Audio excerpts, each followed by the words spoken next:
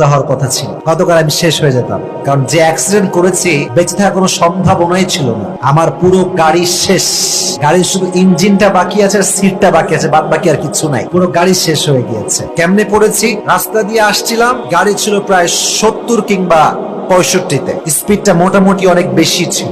রাত বেজে গেছে প্রায় 12টা। টার্নিং পয়েন্ট, সোজা এসে ডান দিকে যাব, ড্রাইভার সাহেব বুঝে উঠতে পারে নাই, ওভার স্পিড ছিল।